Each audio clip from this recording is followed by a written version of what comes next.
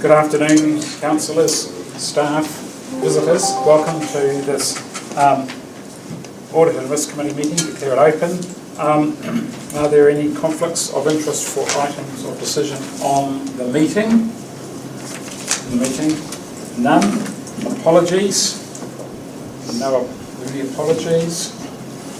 An apology from Rara? No. No apologies. Public forum, Mr. Chief Executive? No public speakers. No public speakers, and there are no items not on the agenda. That's correct. Correct. So just in terms of order, we can just change the order slightly. One of the staff member, Tony, needs to escape early. So if we can do item 5.2 first, and then we'll carry on with the agenda. So first item up then is 5.2, non-financial performance quarter one. Take your report as read. Are there any key highlights or other issues you want to, or further information you want to bring to the committee's attention, please? Yeah, I just note that our overall quarter one results for this year are improvement on the same quarter last year. Obviously, last year we did have some challenges with weather that impacted some of our wastewater and water results. The other point to note is just that we have actually brought back some more information on the water measures that we need to confirm for this financial year. They, at the last meeting they were discussed, and there was sort of some, I guess, indication from council they'd like to be a little bit more ambitious with those targets. However, we just wanted to make sure that council were aware that at the current time, when they were set and the opportunity to revisit those was provided, it was with the intent that water meters would have been implemented and that would have made a difference. At the current time, because that hasn't progressed, we're actually in a space where there's no real driver for change to those measures at the moment. So we're proposing council reconsider that and look at what was originally proposed. Thank you. Happy to take other questions. Thank you. David. I've got a question on the water measuring targets. I think we're far too generous, and I'd like to see it halved if that's possible. It's a target we need to do. Like a lot of cities in New Zealand, it's not even 200 litres a person a day. We're just under 600, and I realise that a lot of that will be watering gardens, but with the meters already, or 90% of the meters in, I think we need to be much more tougher, and I would like to see us reduce that number by about half. Thank you. Councillor Brent. Just a couple of queries down the page where it talks about the water levels of service in 21-22 year. 1.4 million of the water renewals budget was taken out and spent on wastewater renewals.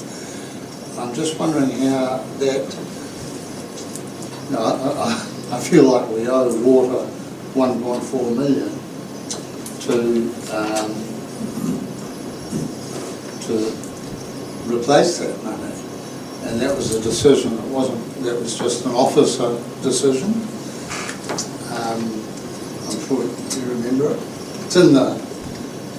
No, you're twisting the situation, Councillor. Twisting? Me? Mr. Paris, would you like to correct the councillor's perception of the issue? This is a non-financial performance report, but the expenditure on water renewals in the 21-22 financial year, we didn't spend the full budget because a number of contracts weren't completed, and delays to those contractors getting onto that work because we asked the contractors to give priority to wastewater renewals. They completed those contracts in the 22-23 year and caught up. So you'll see the expenditure in the 22-23 year is well over budget, compensating for the under budget in the year before. So to say we was made a just a decision, question. we didn't make any decision to divert water to wastewater renewals. Just Well, correcting your understanding. That's a good answer, and I'd just like to signal, or even say that I'm going to happily move this recommendation that we go back to the old target, because on the 29th of this month we will get plenty of time, we've been promised, to talk about in detail what our targets are going to be in those asset management plans. So I'm happy to move that motion. Okay, you want to move it now? Do you have a seconder? Yeah. Bex, you seconding the motion? Because Councillor Goodwin has moved it. He's, To receive the... yeah, to receive the report Yeah. and, yes? Yes, that's Okay. All right. So the discussion then becomes on the motion. I've got a question. Excuse me, can you repeat what his motion was? Well, it's basically to, it's as per the agenda item, which is, so the recommendation is as per page 18, because that's the Yep. average consumption target for 3 years being no more than 378 litres per person per day. So that's what you're moving. You're moving that recommendation. Yes. Which is what- That's what it was. That's exactly what we're doing. So we're going back to the last motion. We talked about reducing that. The further information from officers is that the water meters haven't been installed, and I've They have been, but they're not being used so- and information given. to the public. I've got a question from a legal perspective. We set our levels of service through the LTP. We were required to report on that through our annual report. So even if we do have this measure internally, we are still required to report on our old measure through the annual report. Councillor Goodwin is quite, I understand, quite correct. We will be having a robust debate through the LTP process to redefine what the new levels should be. Yeah, no, I Yeah. withdraw that, so I misunderstood what he was making. Oh, okay. Yeah, so don't second. You don't second it? Okay. Sorry about that. So lapses. Oh, Sorry, can I just say, when we wrote the LTP, they did write in provision for the measure to be revised annually. Yep. So that in anticipation of that change coming through, so it was to be set on an annual basis. But if we've already set the annual plan for this year, Yep. we've missed the boat, haven't we? What have we set in the annual plan as our performance measure? We did the same process last year where we took it to the first audit and risk quarterly meeting, and then we noted in our annual report that we weren't able to set the measure at year end as per originally intended, because we didn't have that data until after year end and after the annual plan was adopted. And so that's how we've managed it for the last year. So my understanding, if we don't rescind this, it's not going to change the water consumption by one drop. It's just going to be a black mark in the annual report, which doesn't really achieve much. Whereas as part of the discussions on this, the 29th of November has been set as a much more in-depth discussion of this type of thing. And certainly I, for one, thought that was good progress of, working towards a solution.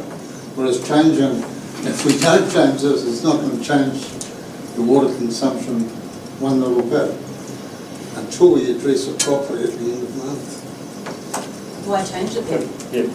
So can I just clarify, Councillor, you actually moved, if I remember this correctly, you actually moved that we actually reduce it. Yes, I did. Is that correct? That's correct. So you changed your mind on the Yes. information provided. Yes. Okay, thank you. I've worked with the officers. Okay, that's fine. Okay, right. So got Councillor Tim and the... Just to clarify this of my own mind. Yep. So David raised the point of the water being at least twice as high as it Yes, should be. yes. Then Councillor Goodwin's come back and he's rescinded what happened last time, only because it's going to be open up for discussion on November the 29th when we can address the concerns that David's raised. Correct. Yep. In that case, I'll second the motion. Right. Okay. Can I just clarify that the discussion on the 29th is a workshop where we can have a really great discussion, and then the output of that will be feeding into the long-term plan consultation document on any potential change to that measure and target, which will go out for consultation with the community. Of course, we don't make decisions at workshops. No, we don't. That will be the direction we give it, right? And that will be then consulted with the community in due course. So this is the opportunity to address Councillor Holmes' concerns. You shouldn't smile when you say that.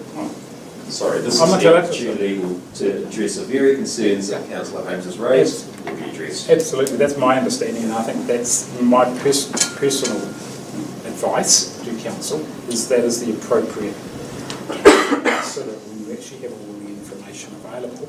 What council can do, if I can give some advice, is actually have a progression reduction over a 3-year period or a 5-year period to say, look, this is where it is at the moment.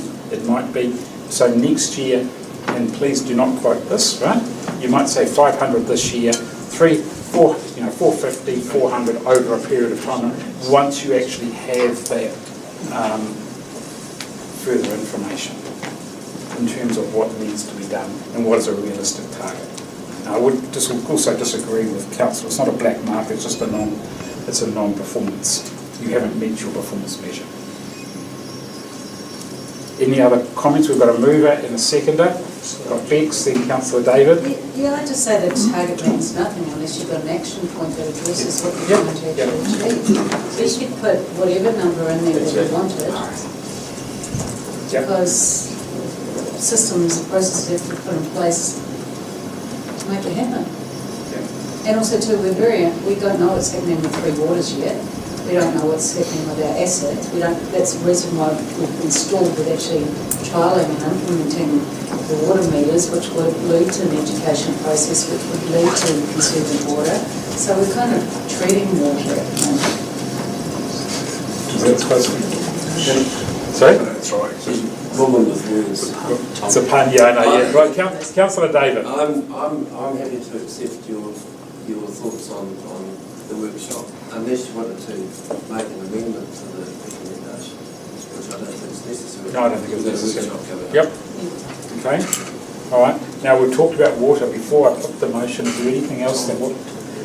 Sorry? Oh, Tom. Sorry, Tom. Yeah, I'd just like clarity on what Councillor Goodwin has actually moved. He's moved the recommendation? Correct. Yeah. Yep.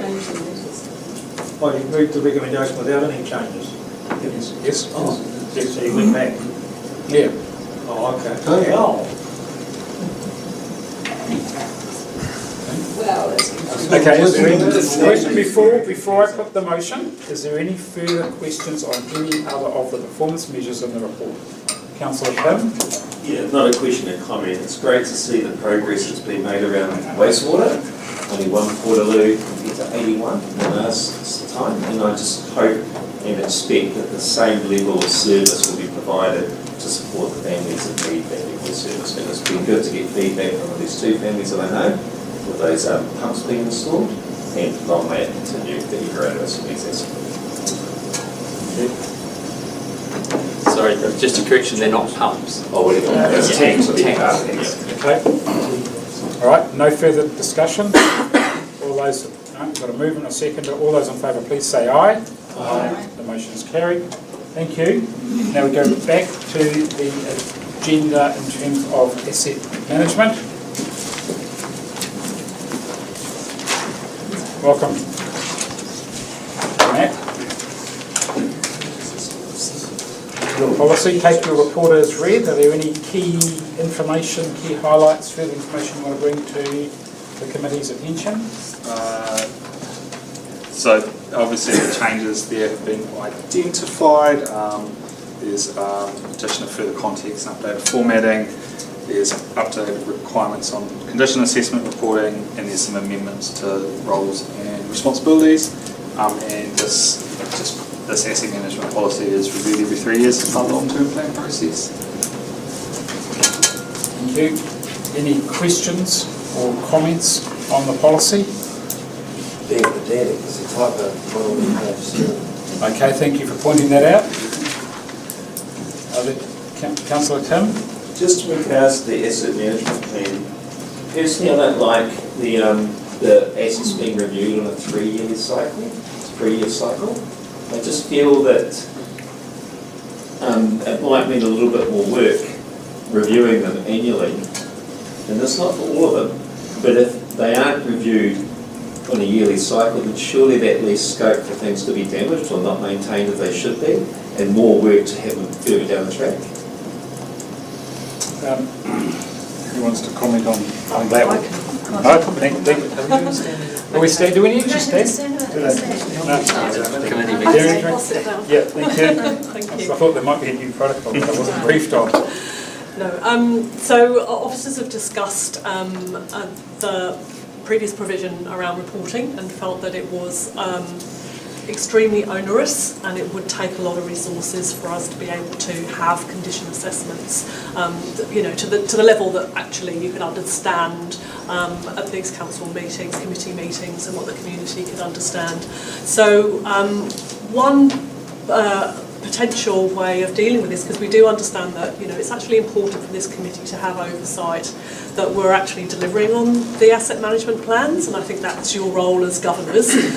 So rather than reporting on the condition, that we actually include a provision in there that we report to the Audit and Risk Committee on how we're delivering on the asset management plan. And that may be, that all of what the policy covers, how we're going and progressing along our programme of work, basically.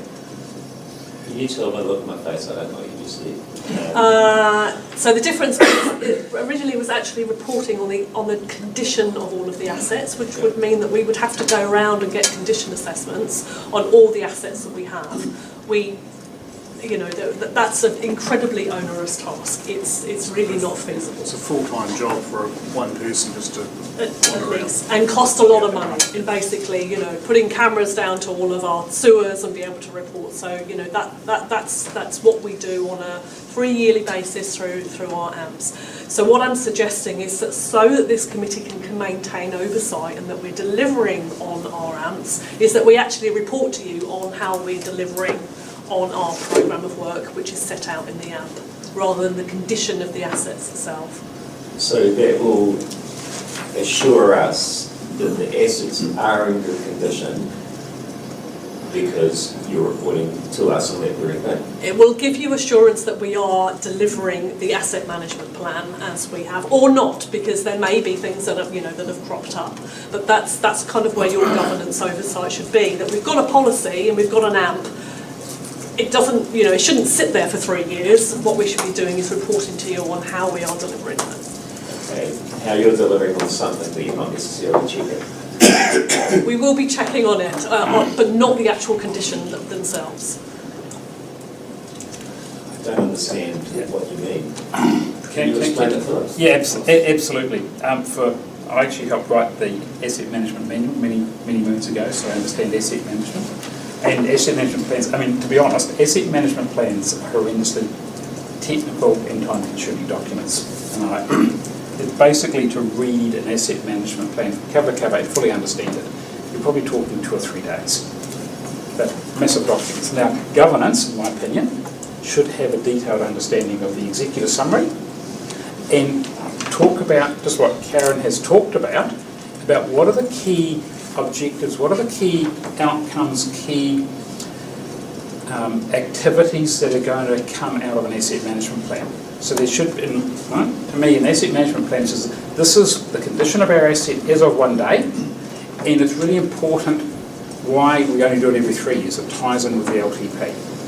So here is the capital, this is the condition of our assets, this is what our levels of service say, this is what we need to do then to deliver on our assets to achieve that level of service. So as part of that, there should be some key outcomes. And I think that's what Karen is actually indicating. Those key outcomes and how we're doing against those key measures should actually be reported to the committee. So that's the bit that gives you assurance as governors that this is the state of our assets is this. This is what we're doing to improve our assets over the next 3 years, and this is how we will measure it. And then in 3 years' time, I know it's a long time, we'll actually go and do a physical assessment, or we might actually do progressive assessments over the 3-year period, so you gain a picture to develop the next asset management plan, which will then inform your LTP of what works needs to be done. So I can be assured as a governor that this asset management plan doesn't create a high level of risk than would otherwise have been the case. Really good question, because as part of that asset management plan, the executive summary, there should be a keys section on risk. So what are the risks around our asset management plans, and how are we mitigating those risks? And that should also, a summary of that should also be, good practice should come back as part of that reporting. So if you're mitigating risk, absolutely.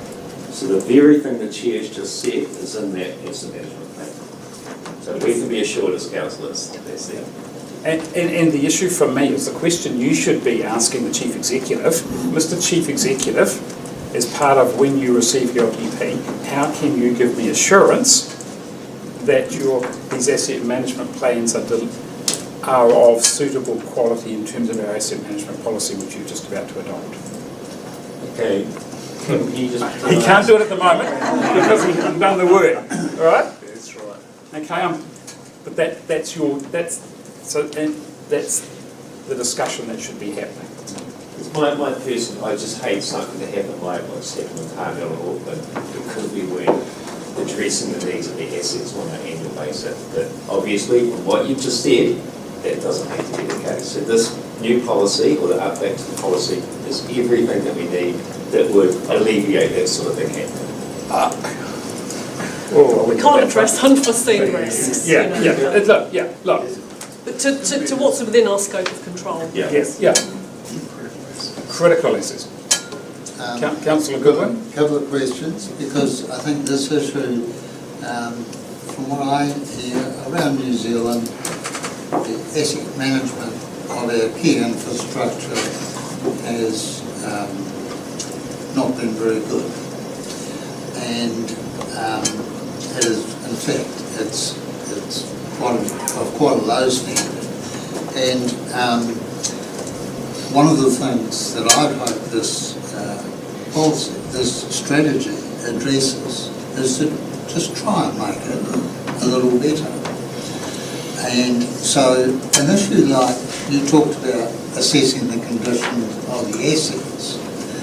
Well, if you go to our water assets, you'll find that we only have 55% certainty as to the accuracy of our condition assessments, which is getting close to tossing a coin. So through having elected members having some input into this, as we've discussed, I would like to think there is a slightly better chance of getting some of those key performance levels improved. So I don't know. First of all, right? Yes, we can. Right? To me, the issue is it's not about asset management has caused the issue. It's actually a significant underinvestment over a long period of time. So investment is required in works, but also in actually you're talking about the 50% of the condition assessment for your water assets is only 50%. Now whether that's right or wrong, it doesn't matter. If you want 100% condition assessment on all your water assets, you would need to spend significantly more than you are already spending. So to me, there is always a balance between, and this is the role of the LTP asset management plans, it's that trade-off. This is what we need to do, and this is what we can afford, what is the appropriate trade-off? Now, I'm not going to enter that debate because that's what you're charged with. I would say traditionally, a lot of councils, and I'm not naming any particular councils, have spent their money on the nice-to-haves rather than the essentials. And that's now probably coming back to bite a significant number of councils. Mr. Chief Executive, would you want to comment any further? Well, I won't comment on previous councils. No, yeah. Could I just further to what I was saying? There's a proposal in here to take out the reporting in the annual report as being not a high priority. The asset condition. And personally, I would quite happily drop that if I could boost up this side of the asset argument in the strategy and simply giving us better input and actually having those reports that come out of that come back through a public committee. In other words, rather than the public once every 3 years having a look at our assets in some depth, some of the key indicators would come out of this strategy, which should report through a public meeting. And it just, I don't know, feels to me like it gives a slightly better chance of transparency with our assets. Philip, can you just remind me of the correct procedure here? Is it questions and then commentary, or is it commentary? Well, I'm asking for questions at this stage and then probably then commentary. We'll just have that one, that's all. No, okay. Just wondering if you can just maybe control that a bit. Okay, thank you. Right, so, okay, thank you. You want, right? Any questions? Karen, you mentioned that it's quite an arduous and time-consuming process going through and checking with cameras, and you mentioned 3 days. 3 days? No, there was Philip. To read 3 days just to read the asset management plan. How Yeah. long would it take you to do all the camera work? The condition assessments. Well, I mean, we just talked about that we don't have a condition assessment across all of our assets. It just wouldn't be feasible. We would have to have armies of people to be on top of all of our strategic assets. But we had 2 or 3 people along and we purely focused on that. And it was, as well as bringing contractors in who would do all the discovery by putting cameras and robots through all the pipes.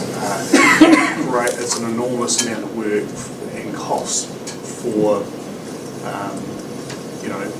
on an ongoing basis. So, every 3 years, as Philip said, it's probably the right level to be able to understand what work needs to occur over the next 36 months. And then they'll revisit it again, so, yeah. Question? Just to follow up with that. So this would be typical with other councils, like when you were your old council, that it would be a 3-yearly process. It would normally be 3 yearly, yeah, to do that, around that. So Regional Facilities Auckland, when I was there, we employed people to do condition reports. They'd go through every building looking at wallpaper and carpet and lighting, and you can imagine that with $1 billion of assets in Auckland that Regional Facilities took care of. So it is a big job, and unless you have a lot of money to be able to put towards that, sometimes that return is not that great. It's important though that through these asset management plans that we're addressing all those critical assets, and they're the ones that we certainly need to keep an eye on and make sure that we're not sweating those, which we have done over the past number of years. Just a follow-up comment, if that's okay, Philip. Just a Comment or question? Question/comment. So, is there a reason why it's a broad brush though across all assets? Because some assets not be done yearly. I don't know if it's a broad brush, maybe. And then just a little comment on that if I can, Mr. Chairman. So our treatment plants are continually being looked at by the operators. So those critical assets, the guys are always looking at what we need to do. We maintain them every year. replace the filters, that's an ongoing process. The complex farming, of course, is the pipes under the ground, which are hard to access, and as Karen said, we do bring a team of people in, we do camera those, we do leak detection tests every year, every 2 years sometimes, to find out the leaks, and then that will then guide the work and direct our work for the next 12 to 14 months, 12 to 18 months. So it's an ongoing process, but the 3-year cycle is a reasonable compromise to allow us to get the data, work out the workload, get the contracts out. The critical assets, we look at those all the time. I'm reassured, thank you. And so reporting to this committee would be along the lines of this is the asset condition assessments that we've carried out over the last quarter. Can I just add further clarification to what Philip's just said? Every time our contractor or our engineers go and open up a road and look at a pipe, they assess the condition of what's there. So that condition assessment is part of BAU. We're doing it all the time whenever there's an opportunity to assess an underground asset. My question's actually been asked. Oh, has it? You guys, but I was just going to say, if you had an earthquake, obviously you'd update your concerns. Simple. Okay, all right. Now we've had questions. Thank you, Craig. Comments, right? I know, right? I mean, I'm going to lead, right? I think the issue for me is we've just talked about the role of governance, right? But one of the things that I really want to, I'm going to take the charge, comment. On page 13, we talk about the level of our minimum asset management practices as defined by the NAMS manual, right? IIM. If I know you're fired. I would suggest that maybe that needs some redefining. I would imagine that our roading asset management plan is not at the core level.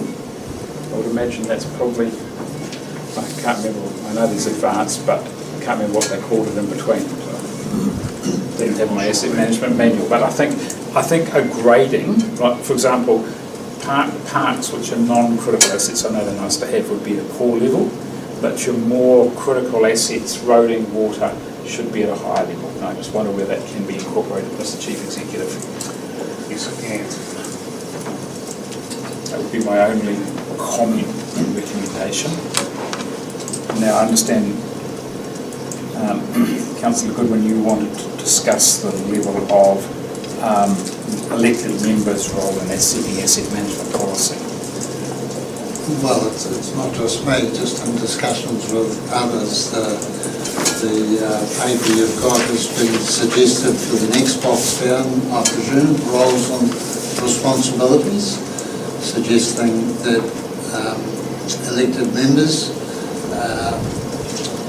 have a part to play in this process, represent the interests of the community, help set the strategic direction, budgets, levels of service and appropriate level of risk, review and approve. So you can I take that as read, and is there any discussion on that? My only comment would be, in response, would be these are not unique to asset management, but I would actually say this is actually for anything the council does in terms of its roles and responsibilities. So I don't see, look, it could go in, but is it actually going to change anything in terms of the policy? That's my question back to you. Look, I understand where you're coming from, but I would say this is your role, these are your roles as the way of default. We just wanted to put it in writing, just to Mr. Chief Executive? It's if you want it in there, it's going to make no real difference, and I'm quite happy to pop that in there. It's for clarity. I mean, my only comment, if we're talking asset management policy, I would actually be taking out adopt annual report, annual plan, and long-term plan, because they're not relevant. the other issue too is, I totally agree with infrastructure strategy, review the asset management manuals, asset management plans. Do you really want to do that? And I'm not saying they're not available, but actually to have that as your role. I've actually reviewed formally and commented on them, and to comment on an asset management plan is a week's worth of work for me. The amount of work that is actually required to review an asset management plan in detail. And you need to understand the purpose of an asset management plan before you do that. I understand you should adopt the asset management plan or approve the asset management plan, absolutely. And you should have a high level of understanding of the content through the officer's advice and a really good executive summary.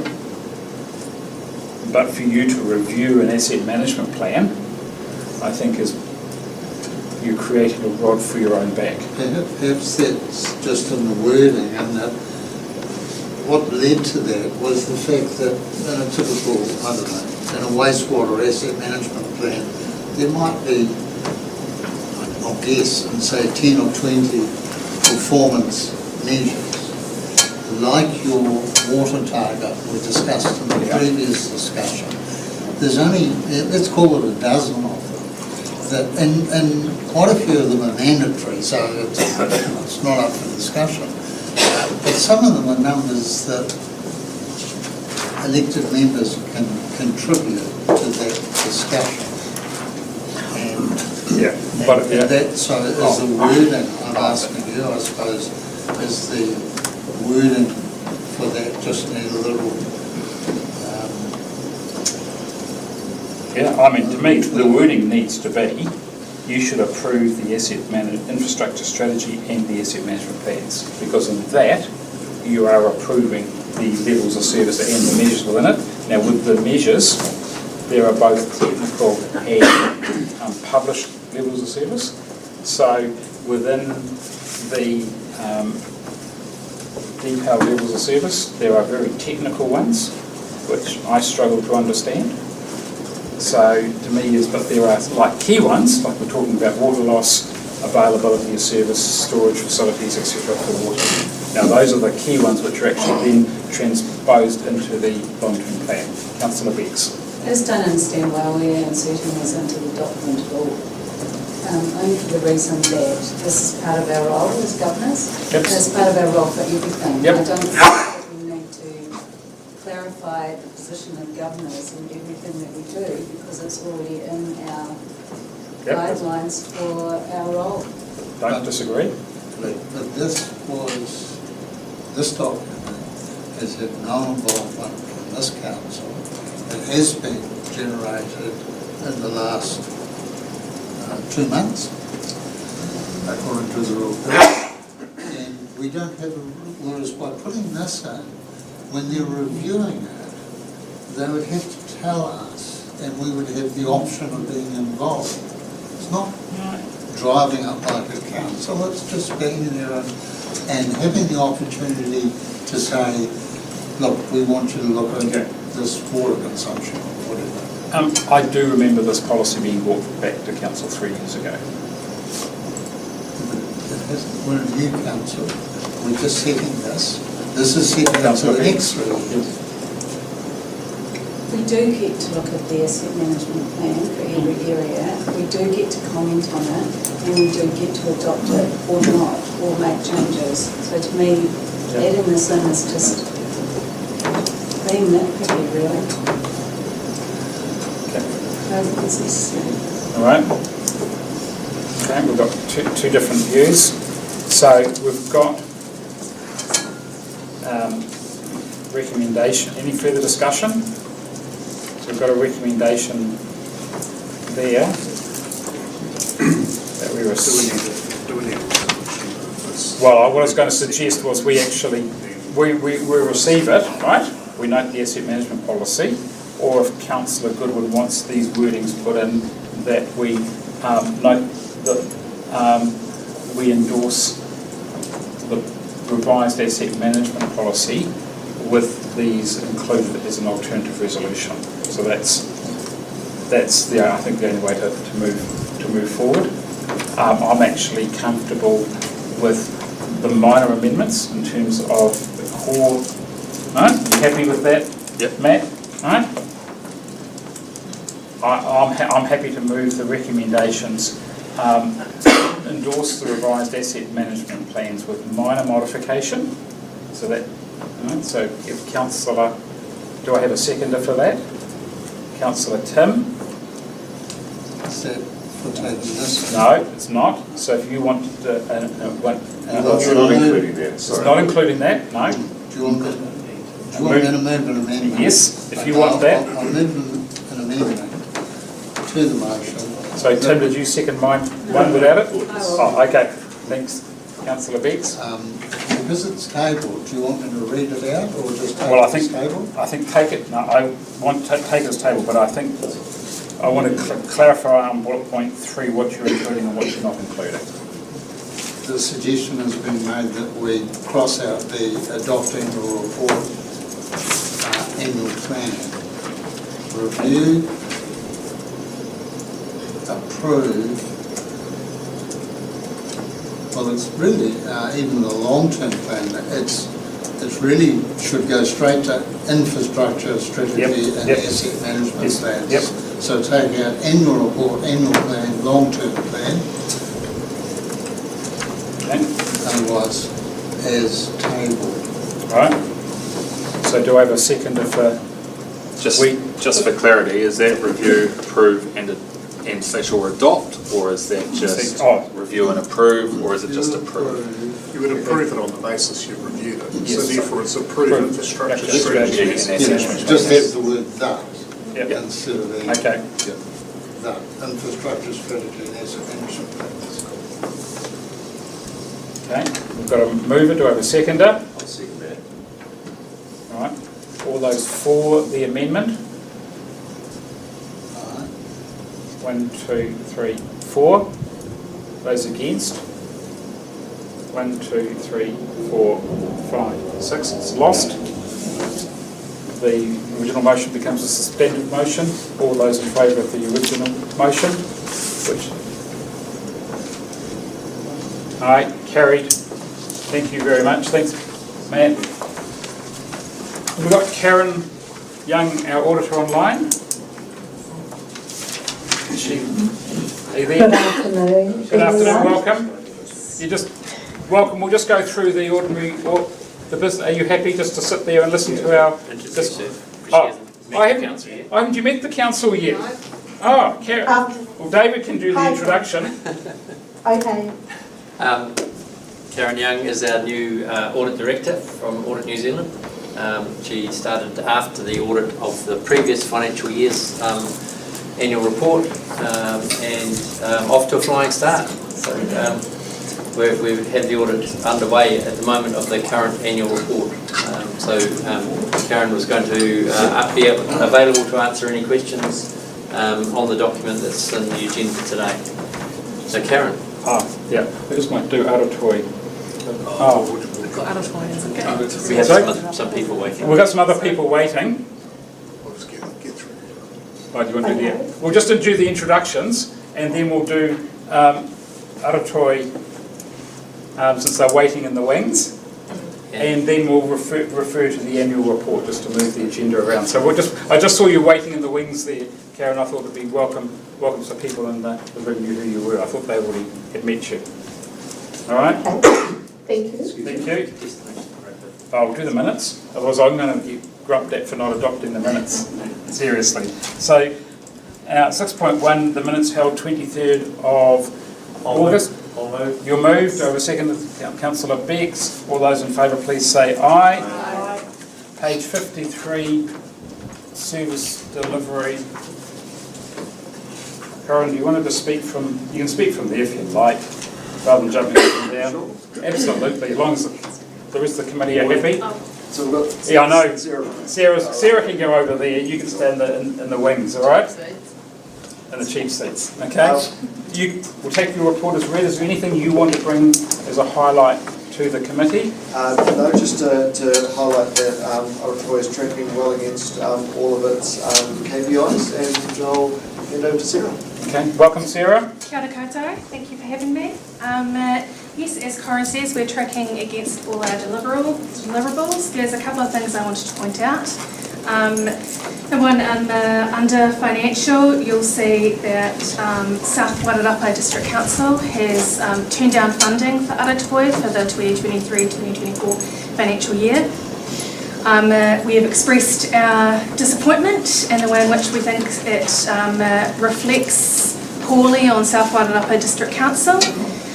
We do understand the current financial situation they're in. We thought we put across a really strong case for the support that Aratoi gives them.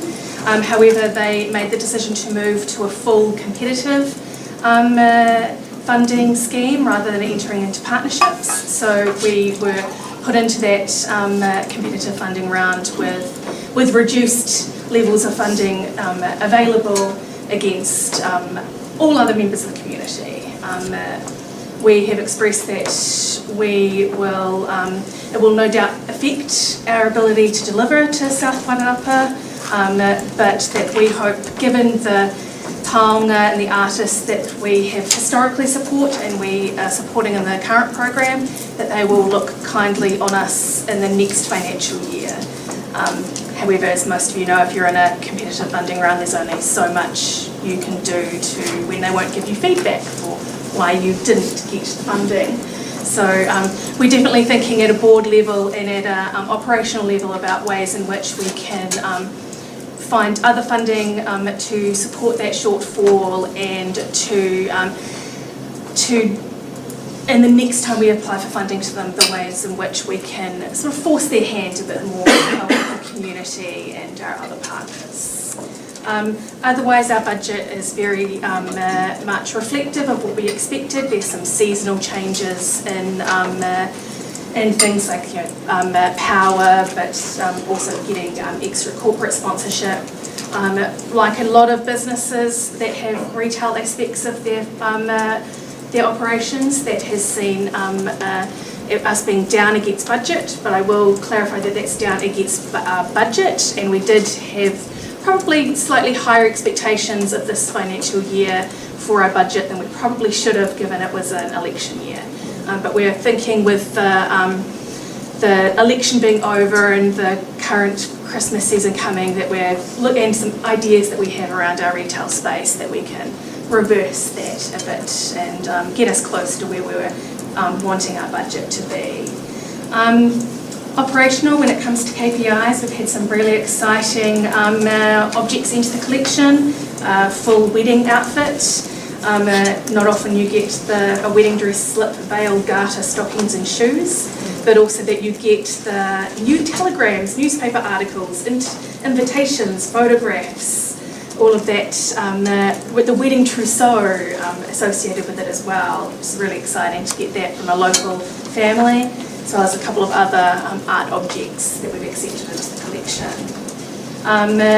This reporting period finished with opening of our fantastic Rita Angus exhibition, which has seen a lot of energy, a lot of really excited folks coming through, and that closes on the 26th of November, so I do highly recommend, if you haven't seen it already or you have seen it, go and see it again. It's pretty special. And yeah, against all of our KPIs, where tracking is on track, either with things we've already delivered or things that we have in development. So if anyone's got any questions, you can answer. Any questions? Oh, Sarah? Tip? Just one. I think it was the same last time. On page 55, where it's got increase in self-generated revenue, and the insurances is 5% below budget, but it stays on track. Is there a reason why it stays it's on track when it's below budget? Because it's against last year's, so we've increased our expectations on ourselves over and above what the KPIs are. So our budget against the KPIs is slightly different. So we are tracking to meet our KPI, even if our KPI is, because it's below what our internal budgets are. Oh, I don't understand. It just doesn't read very well. I can look at the language around it and fixing it for next time if you like. Gary. Yeah, just remind me, the South Wairarapa contribution was what? $10,000. 10,000? Not very, yeah.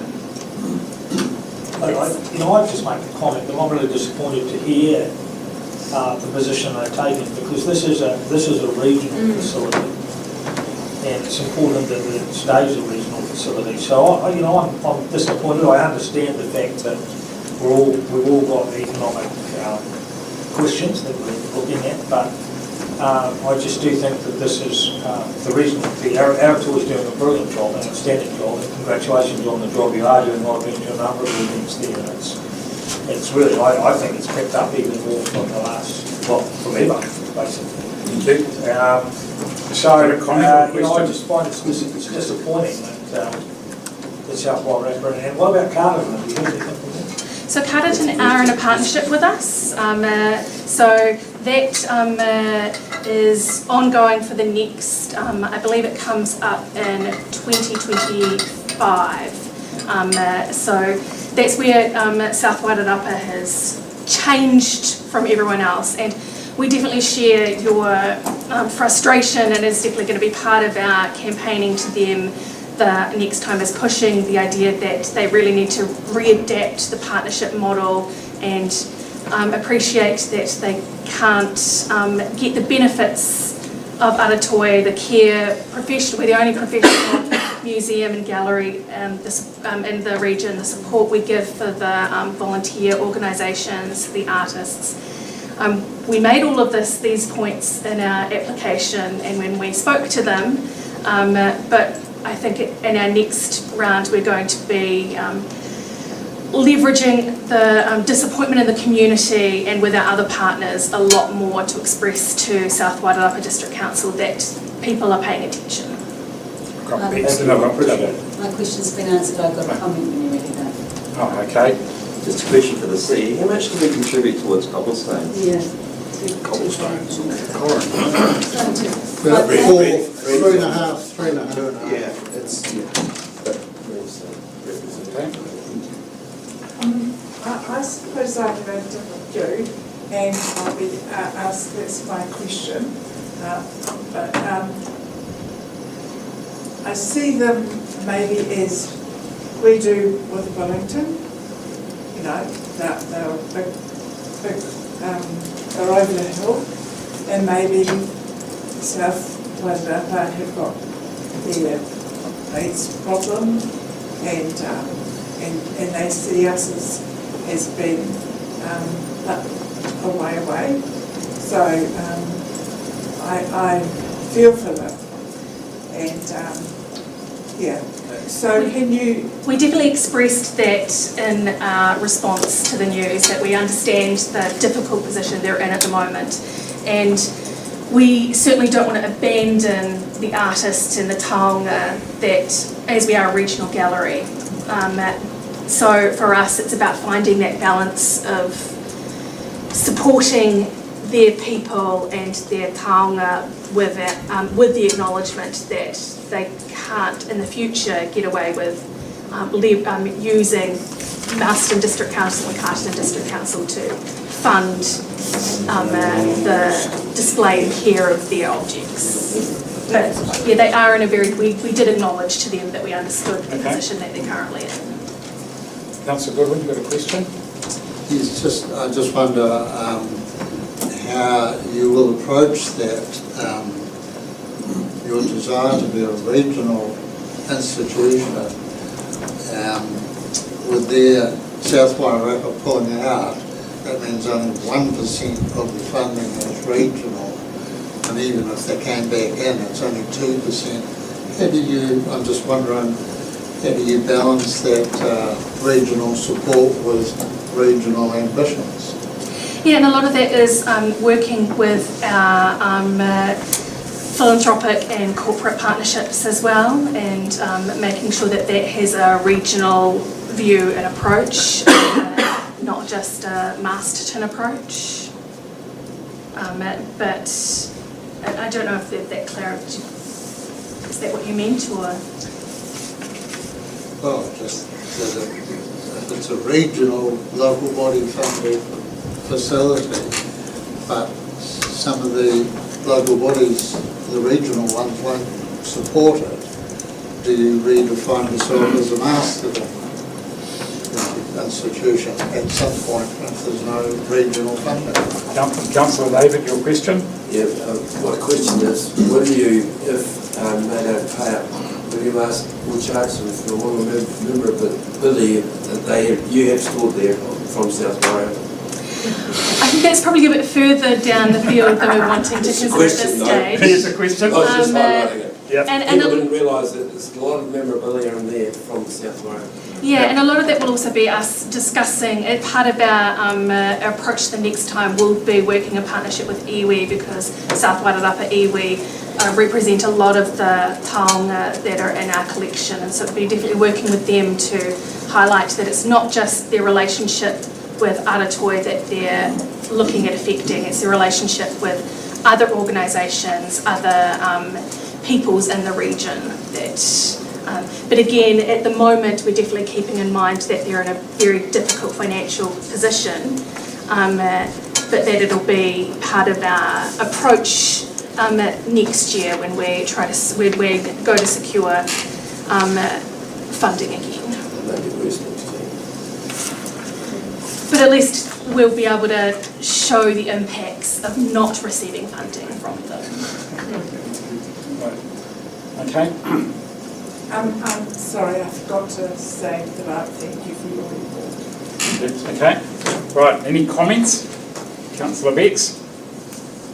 It opens up a bigger question, which is of course the one that's floating around at the moment about are we 3 separate councils or are we looking to the future to merge and become a regional council, which will take away that geographical parochialness. Because the other thing is too, I just wanted to remind everyone that we recently jumped on board the Dark Skies Initiative because we see so much of an opportunity for that regionally, and we'd like to support what South Wairarapa is doing and make that even bigger. So I'm just highlighting really the fact that whilst we want what's best for Wairarapa, it's not often how we act. Thank you.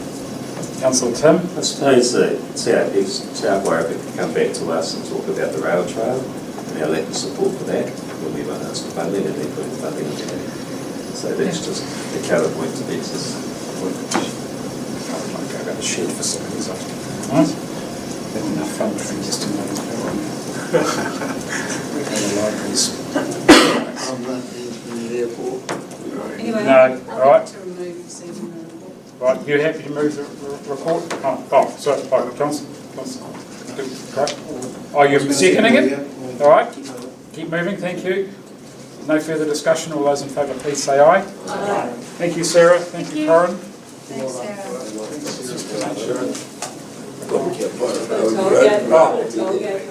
All right, I couldn't see you for looking, sorry.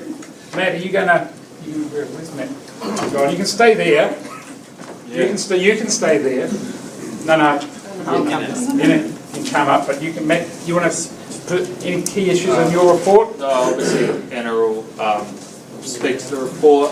One of the measures was only partially achieved. I believe Anna will speak to that. That's just around attracting businesses to the region, which was it was actually a Wellington-wide thing, not just a Wairarapa specific thing. Thank you. And any? Kia ora katoa. Happy to answer any questions. I guess a few things I need to point out. This report, as you know, tourism data is hard to come by, thank you very much. It's an issue nationwide and there's such a massive lag on it, so the data you've got sitting there is from July. Great, because the data in July was wonderful compared to the rest of the country. We had Matariki, we had Festival of Christmas, we had school holidays, we had FIFA World Cup. So we had a good result from July. I need to point out though that August, September, October is looking not so positive. That's anecdotally at the moment until we see the MB data come out. There's pretty good reasons for that. Wellington is our greatest domestic market and You may have read through newspaper articles recently, various long-standing hospitality businesses who are going under in Wellington. When Wellingtonians don't go out, they're nervous, they're not spending their money, and as such, they don't come over the hill and spend the money in the Wairarapa. We're certainly noticing that. So with elections, uncertainty of what direction the government is going to take or when they form eventually, job security with the government departments, and of course cost of living, that is having an impact on tourism. We may have a good summer if the sun shines. The weather has had an impact. I've reported on that over the last 4 quarters. We had a wet summer leading into a wet winter. Hopefully the sun will shine. Hopefully we'll get people over the hill. Hopefully they'll want to spend, but it's not a given. What is a given, however, is that we are not likely to see the positive tourism results that we got through COVID. It's going to be a tough time, and I think that's right across the economy for everybody. There's a couple of areas that I want to highlight in terms of GDP contribution from tourism that is worth looking at. One is in the events sector. During this reporting period, I presented at the Combined Council meeting about the benefits of a joined up approach to events, major events that impact the GDP across the region. And I just would really like to encourage you to keep that top of mind. The greatest stakeholder in the success of major events is councils. And if there's a joined up approach, the opportunity to maintain the large events that we have currently or attract new ones that will bring more spend into the region is much greater. We've got events coming up shortly. The weather is not looking great. Ticket sales could be impacted again. Some of these big events are hanging on a shoestring based on the last 3 years. And I think it's really important. It is the biggest vulnerable part of our tourism sector is the event sector. Second part, international tourism. We've done well since the borders opened, and we continue to do well, and that's only looking to grow with the Dark Skies opportunity. We've had Dark Skies in operation or actively working that from a tourism angle only in the last few months, and the results have already been really pleasing. It's international tourists, when they come, they stay longer and they spend more. We want more of that, and the Dark Skies opportunity will provide that for us. This week, as an example, this week Tourism New Zealand, who are bringing a large film crew to Wairarapa to film Dark Skies, because they recognise it's not just good for the Wairarapa, it's good for New Zealand tourism. Thanks, Anna. Questions? Councillor Rex? Thanks, Anna. Just a question on 2 things. One is, how is Chrissy going with regards to further progressing our side of the Dark Skies equation? Yes. And the second question is, Kaha, because we have vested interest in that as well. Yes. Whether how the wānanga bookings are going and the support in response for that. Sure. So with regards to Masterton District Council with your accreditation process, so Chrissy's working in with Matt on that and connecting up with the right people from South Wairarapa who have been through this process before. She ran, in the paper there, she ran a very successful, what she called Dark Sky Connections event, which Matt attended, and the idea was bringing together all those people who have some involvement or expertise in dark skies and connecting them up with people who have an interest in creating some sort of business opportunity from dark skies. So whether it was a council accreditation or whether it's a B&B or whether it was somebody who's looking at the conservation side of it, was an opportunity to talk. And it was a great event, well attended, and I think Matt got a bit out of it in terms of who to talk to, how to progress this faster in terms of taking the learnings from what's been done previously and then putting that into action for Masterton District Council's process. The second part is Pukaha, Certainly with the schools, I know a number of schools have been going up there and enjoying the facility. In terms of the international market, the product isn't quite ready for international trade for the Wananga.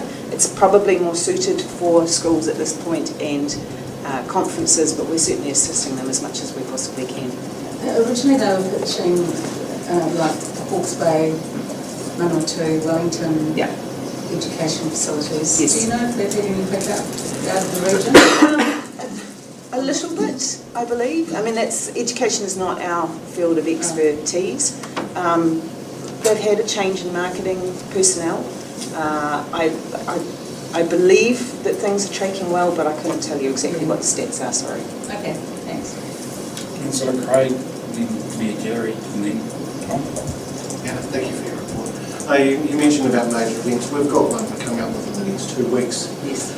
Is there any ability, and I heard that you say it's very hard to get specific data, is there any way we can measure this 2-week period or get some kind of feedback as to the economic impact coming in the region? Because there's lots of anecdotal evidence. It'd just be good to have some hard data going forward. Yeah, I absolutely agree. So typically, measuring events is quite challenging. There are so many different layers that you've got to look at, and it requires the event to be at a level that they can go out to their attendees and survey them and ask where they've come from, how much they've spent, did they stay over, and various other levels that put into it.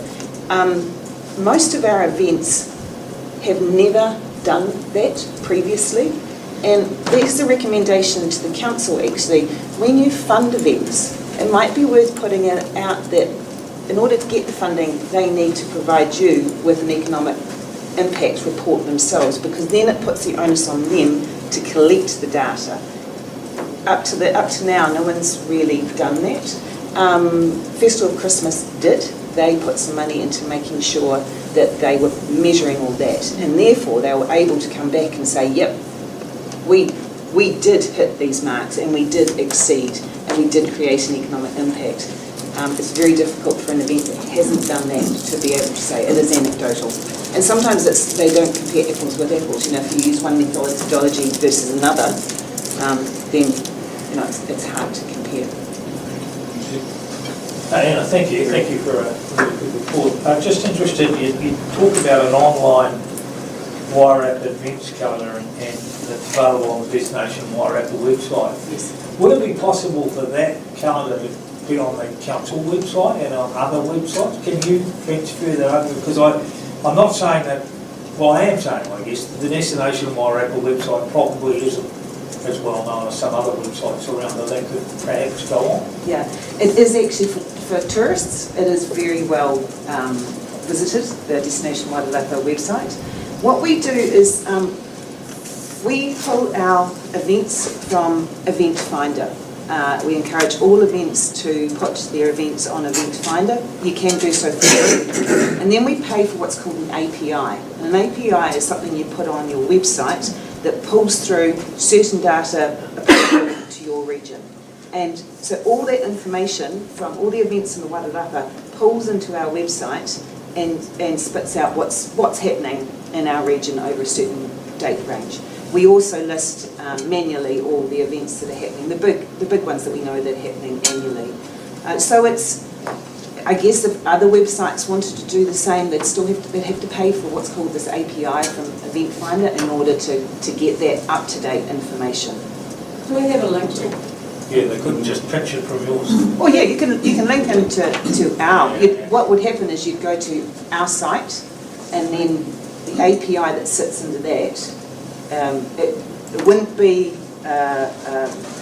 clean on your own site, but it would go to Destination Wairarapa what's on, it will go to our page, and then within that will be the event listing. Okay, so that's an operational issue. Right, thanks. We've got Councillor Tom, then Councillor Beeks. Yeah, thanks, Anna. You're talking earlier about some economic headwinds and how it's impacting on business. Yes. Looking at doing anything differently? We're always looking at things differently. Look, this Dark Skies project is one of them. We've got this asset that is going to bring social, economic, environmental and cultural advantages to this region.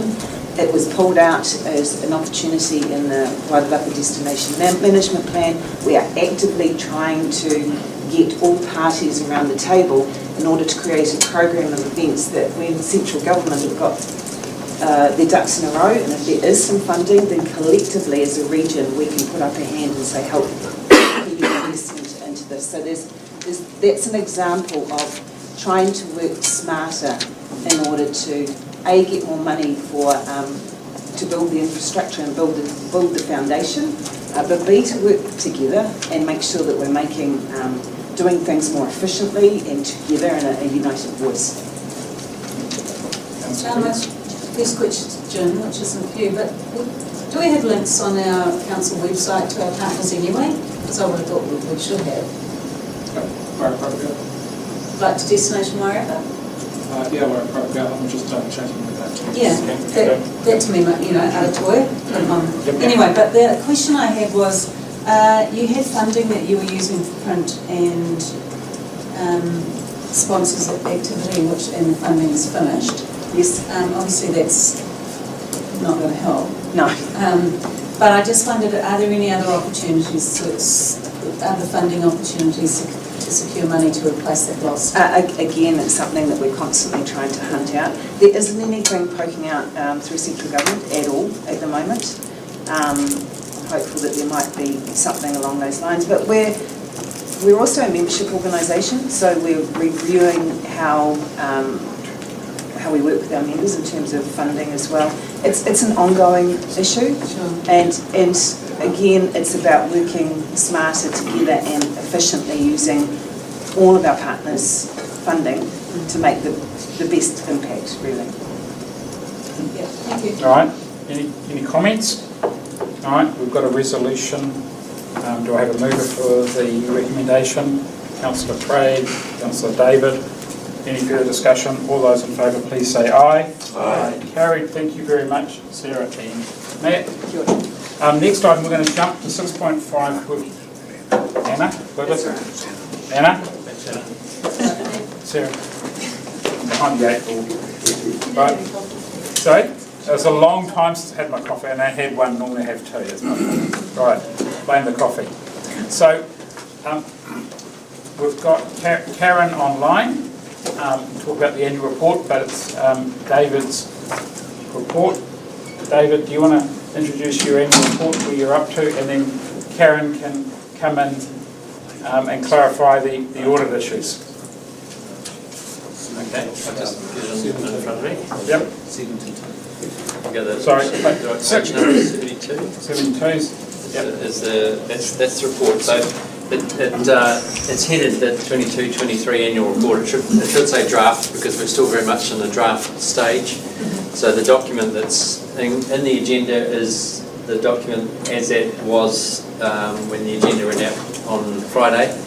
There's been a number of small changes and additions to it, and one of those is a page that I'm going to circulate in a minute called Post-Balance Date Events, and it describes the formal water services reform and our response to that, and the Cyclone Gabrielle funding of the Category 3 properties and our response to that. Both of those are things that have happened since the balance date and are worth commenting on in terms of the relevancy to the document. Just in summary, the annual report has a lot of information in it, and you've got it there to read and absorb, but the highlights would be that the council's financial position is stable. We've absorbed a number of weather event shocks in the last 12 months. So Cyclone Gabrielle and Cyclone Hale and the June-July events at the beginning of the year all impacted the roading asset significantly, and water and wastewater assets as well. So our operating expenditure at 49.5 million is 17.6% more than budget. So in any normal year, if we were to spend 16.7% more than we budgeted, we've got a problem, because that's $5 or $6 million that we haven't got. Luckily, it's eroding spend, and it's fixing in response to roads, and there's a significant subsidy on that roading spend. So we're not so much out of pocket because of that overspending. The accounting surplus in the report is 6.73 million after excluding vested assets and other gains and losses. So 6.7 versus a budget of 8.6. So it's slightly less than what we anticipated as a surplus.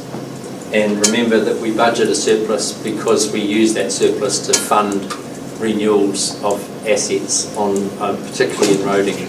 So it's an accounting surplus. It's not we're rating too much. The accounting surplus was anticipated 8.6. It's come in at 6.7. 70.8% of the capital budget was spent. So that's better than a number of years in the past in terms of achievement of the capital. And that included the Colombo Road Bridge, and just over $4 million to complete that project on time, and very close to budget. We did $3.15 million worth of wastewater renewals spending versus so that's double the budget. We received financial contributions of $3.66 million. That's $800,000 more than last year. So subdividers, developers are still paying contributions on new lots as they want to sell them and develop them. Or that they've developed them, but the contributions that they have to pay before they get title to their new sections, that funding is still holding up. But building consent revenue at 1.44 million is 12% down on the year before. So the number of new house starts, for example, is on the decline. Is another one of the highlights in the report. That's probably some of the things that I was going to point out, and probably just hand over to Karen. I'll hand out this page with those different words on it.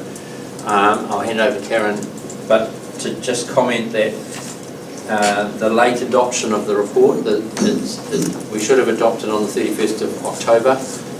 We're looking at the 29th of November as the adoption date for the report, and it's a combination of the resourcing within the finance team and the ability of our infrastructure valuer to deliver a report on time to get our audit underway. So we've worked with the auditors to make sure that we can resource the audit when the annual report is ready, and we've done that. Okay, and Karen, welcome again, Karen. Are there any key issues around the audit?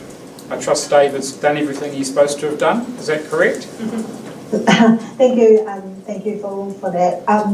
The audit's going very well. We audited the performance information earlier. We have almost completed the audit for financial information as well. So we are well placed to issue an unmodified audit opinion at the end of this month. Great. Okay, brilliant. Any questions from the committee?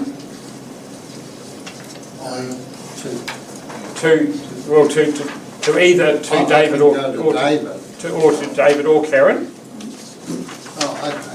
Just a couple of queries around the better off funding that I thought we applied. Was it 2.5 million to wastewater, or 2.3 or something like that? 2.2. 2.2, sorry. Whereas in the cost of service statements,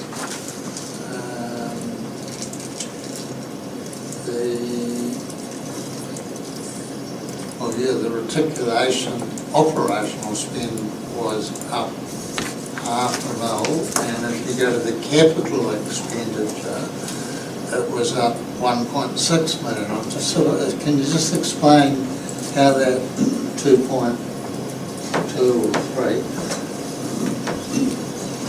went into wastewater? Where's it in these numbers?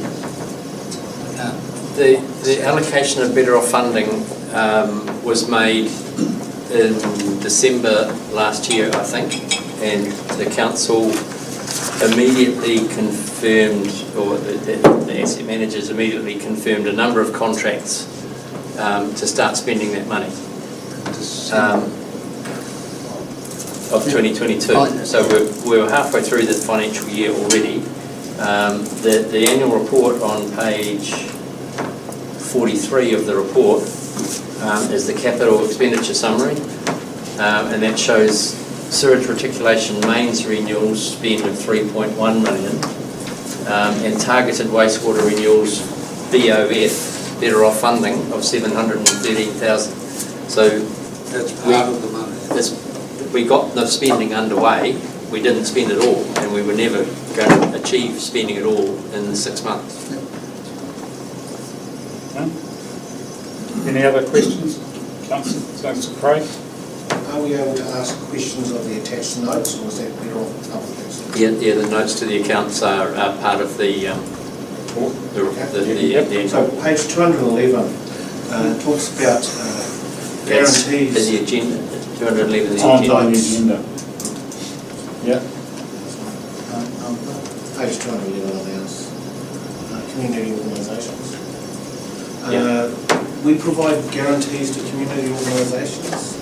We have done in the past where the council supported their activity, and Motorplex is one of those,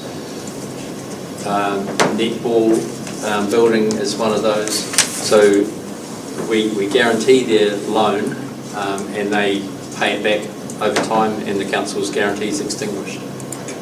So there's one left, I think, on that in the note at the moment. So the two that were there last year have fully repaid their loans.